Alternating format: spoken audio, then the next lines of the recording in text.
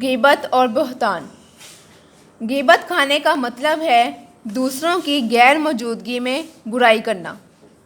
غیبت بہت بری عادت ہے اور اللہ تعالیٰ غیبت کرنے والوں کو پسند نہیں کرتا۔ نبی کریم صلی اللہ علیہ وآلہ وسلم نے فرمایا، غیبت کرنے والا جنت میں نہیں جا سکتا۔ غیبت کرنے سے آپس میں نفرت بڑھتی اور لڑائی جھگڑے جنم لیتے ہیں۔ بہتان۔ بہتان کے معنی ہے الزام یعنی تہمت۔ بہتان سے مراد یہ ہے کسی شخص پر ایسا الزام لگانا جو اس میں نہ ہو۔ بہتان ایک اخلاقی گناہ ہے۔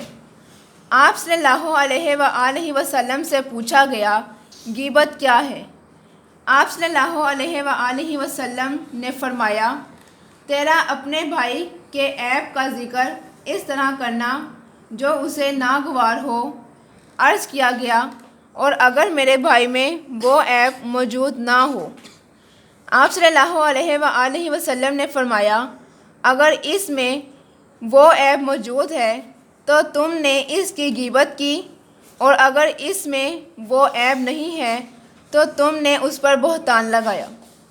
اس لیے ضروری ہے کہ غیبت اور بہتان کی بری عادت سے ہمیشہ دور رہا جائے تاکہ اللہ تعالی ہم سے خوش رہے۔ جی میں کوشچن کر رہی ہوں، غیبت کرنے والوں کے بارے میں نبی کریم صلی اللہ علیہ وآلہ وسلم نے کیا ارشاد فرمایا؟ جی شاذب۔ غیبت کرنے والوں کے بارے میں حضرت محمد صلی اللہ علیہ وسلم نے ارشاد فرمایا کہ غیبت ایک ایسا گناہ ہے جو سب سے برا ہے اور اس سے لڑائی جھگڑے پیدا ہوتے ہیں۔ بہتان سے کیا مراد ہے؟ کسی کا الزام لگانا جیسے کہ اس میں وہ کیا ہی نہ ہو۔ بہتان کے معنی کیا ہے؟ الزام